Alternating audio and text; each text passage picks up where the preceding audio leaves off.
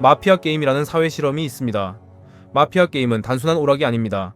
이 게임은 우리 사회에 적용되는 인간의 본성과 집단 심리, 권력과 불신을 실험하는 축소된 사회를 보여줍니다. 게임은 영주라는 도시에서 시작됩니다. 영주에서는 시민들이 일상을 살아가며 공동체를 형성하고 있는 도시입니다. 그런데 영주에서 시민을 가장하지만 사실은 여론을 왜곡하고 대중을 선동하여 영주시를 차지하려는 시민 마피아 세력들이 있습니다. 이번 낙공장 사건을 두고 시민들과 영주시에 가장 큰 피해를 입힌 시민 마피아는 과연 누구일까요? 2022년 5월 13일 매일신문에 한 기사가 올라오게 됩니다.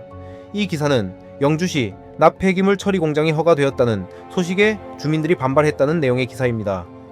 이 기사를 필두로 영주시에 납 공장이 들어오는 것에 문제를 제기하는 세력들이 형성되게 됩니다.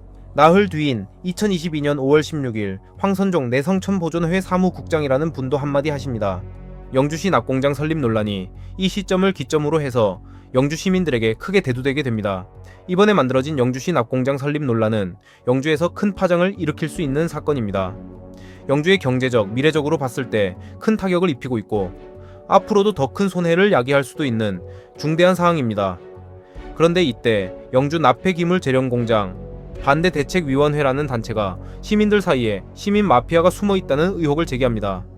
시민 마피아란 영주시에 가장 큰 경제적 피해를 입히고 사회적 분열, 산업 쇠퇴를 야기한 장본인들을 말합니다. 우선 반대대책위는 영주시에 엉터리 판결을 한 법원과 그 법원의 판결을 따르는 영주시청을 먼저 시민 마피아라고 지목을 합니다. 법원이 내린 엉터리 판결을 따르려는 영주시청은 영주 시민들을 속이고 영주를 파멸의 길로 이끌고 있기 때문에 시청이 시민 마피아라는 내용의 주장입니다. 우리가 법원에서 입증을 했습니다. 그런데 우리가 이것을 밝혀냈을 때 재판장님은 곧바로 그 서류가 들어가자마자 당신 졌어. 우리가 이겼다고 얘기했습니다. 왜? 너무 명백하잖아요. 법에 나와 있는 내용인데 법대로 안 한 거예요. 자기 마음대로 해버린 거예요. 서로 일시 눈 감고 그냥 해버린 겁니다. 여러분. 그런 것을 우리가 재판관에서 밝혀내고 판사님이 인정을 했습니다. 그런데요, 우리는 그래서 재판 이 과정이 굉장히 순탄할 것이라고 생각했는데 2심재판 고등법원에서는요, 처음에는 판사는 우리 편이었어요. 보면 알잖아요, 그죠? 그런데 판결을 하겠다고 하고 한 달을 연기를 해요. 또 한 달을 연기를 했어요. 그러더니 납공장 가동을 하라는 겁니다. 문제가 없다는 거예요.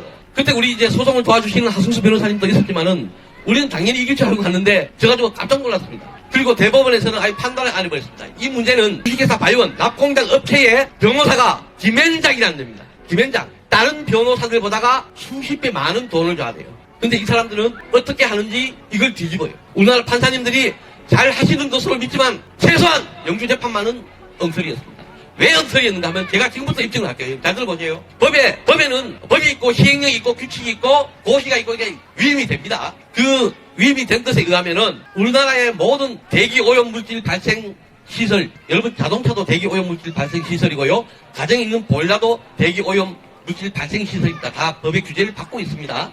다만 그 규모가 작기 때문에 그렇지만은 모든 것들은 이 배출 계수를 적용해서 계산하게 되어 있습니다. 그래서 오염 물질이 얼마가 나오는지를 확인을 하고 거기에 대한 승인을 받게 되어 있단 말입니다. 여러분. 그래서 우리나라의 광양제철소, 포항제철소, 경풍석포제련소 모두 이 배출 계수를 적용하고 그 적용에 맞는 방지 시설을 어마어마하게 설비를 해서 그래도 안전하다고 확인이 되었을 때만 공장 설립이 승인이 되는 겁니다. 그런데요, 법에 그렇게 나와 있습니다. 만약에 이 계수가 지금 법에는 제철소도 있고요, 소강소도 있고, 그 다음에 동파이프 제조하는 설비도 있고, 페인트 공장도 있고 다 있는데 납공장은 없어요. 표에 없어. 그래서 뭐라고 되어 있는가 하면은 여기에 없는 경우에는 미국 환경청 EPA의 AP42 계수를 적용하라고 박혀 있습니다. 두 번째, 법에는 그렇습니다. 두 번째, 환경부에서 우리가 질의를 했습니다. 이거 적용을 해야 되느냐 하니까 환경부에서는 적용을 해야 됩니다. 이렇게 얘기했단 말이에요. 환경부에서 적용하라고 그러고 법에도 그렇게 되어 있고, 그리고 기존 업체들 다 확인을 했습니다. 기존 업체들 지금 7개 업체가 있는데요. 이 업체들 모두 미국 AP42 배출 계수를 적용해서 연료와 원료에 대해서 정확히 계산을 해서 아주 큰 방지 시설을 설치를 하고 겨우 환경부 장관의 승인을 받았습니다. 이 말에 의거하면 황선종 씨와 함께한 반대대책위는 이번 소송에서 입증을 했다라는 실제 발언을 하셨습니다.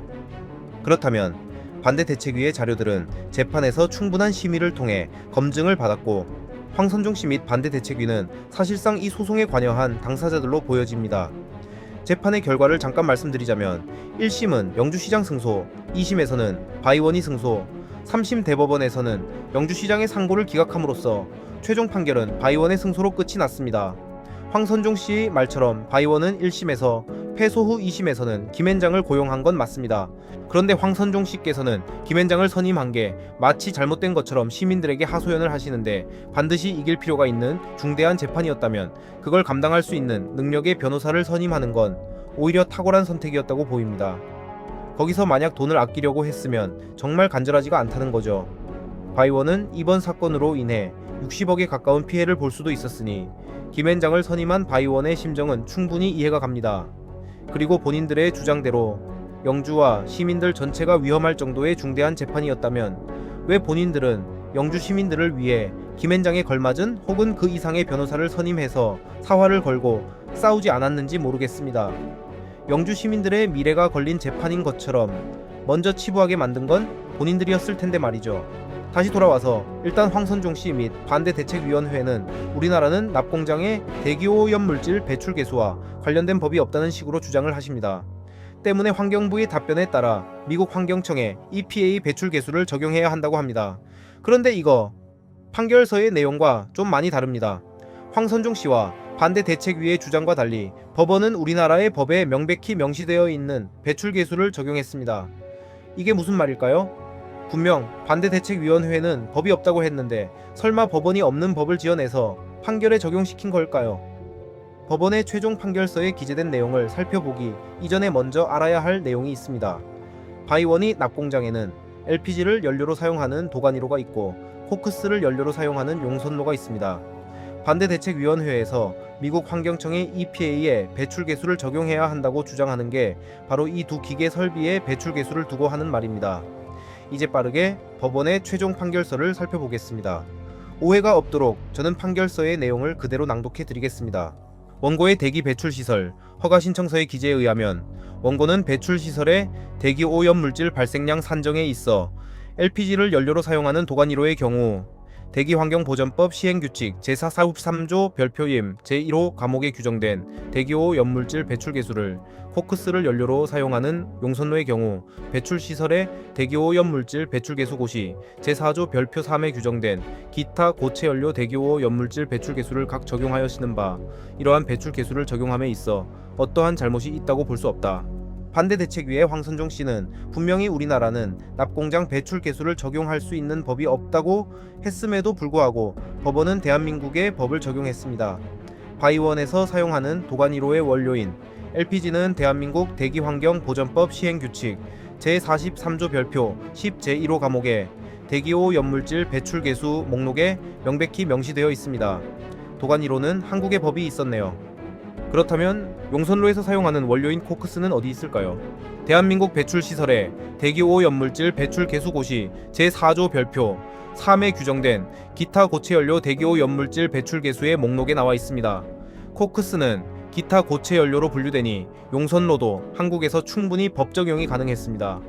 정확히 말씀드리자면 바이원의 대기 배출 시설 허가 신청서에는 다음과 같은 국내법을 적용시켜 배출 개수를 산정했는데 법원은 이 기준을 적용하는 게 잘못이 없다고 판시를 한 겁니다.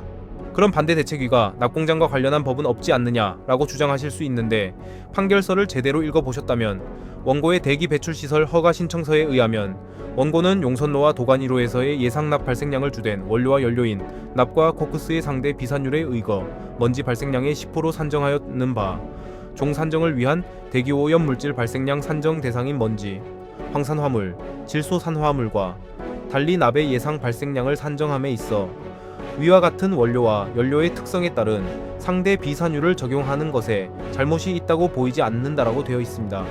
간단히 말해서 용선로와 도가니로에서는 각종 화학물질과 함께 납이 같이 배출되는데 이중 납만 별도로 산정해서 나온 비중은 10%고 이는 바이원이 산정한 기준이 잘못된 방식이 아니라는 내용 같네요.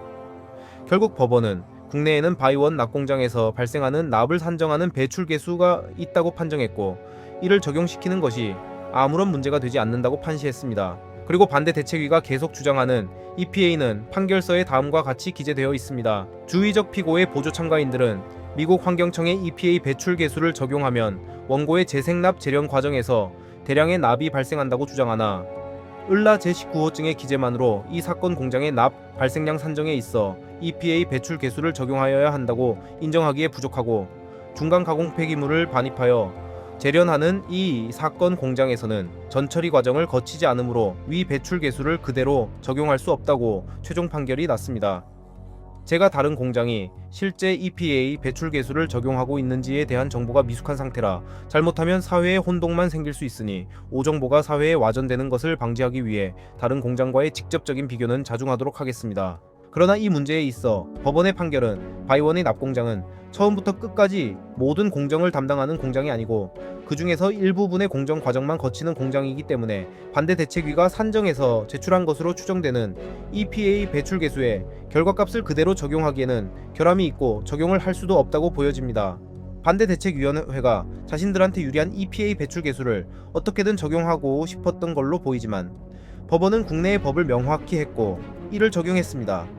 우리나라가 미국의 식민지가 아니듯 한국에서 미국의 법을 적용하지 않고 국내 법을 적용하는 것이 마치 잘못된 것처럼 주장하는 발언은 정말 위험해 보입니다.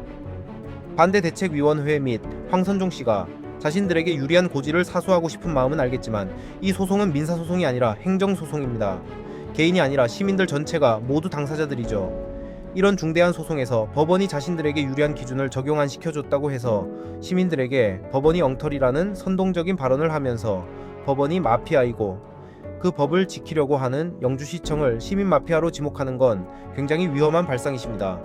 대한민국 국민은 모두 대한민국의 법을 적용받고 사는데 그 법의 적용을 판단하는 사법부의 권한을 함부로 참여하지 말아주셨으면 합니다. 우리 국민들과 영주 시민들은 바보여서 법을 지키고 있는 게 아닙니다. 사회의 질서라는 게 있고 그 질서가 무너지는 것을 방지하기 위해 법과 제도가 있다는 걸 알아주셨으면 합니다. 그리고 공연성이 확보되는 앞에서 허위 사실 유포성 발언들에 있어 시민들께 혼선이 생기는 일이 없도록 주의를 좀 기울여 주시길 부탁드립니다. 어디까지나 우리 사회의 팩트라는 기준은 법과 제도의 권한이니 본인들이 이 사회의 기준이고 법이 가짜라는 식의 논리는 대한민국 어느 지역에서도 통하지 않을 겁니다.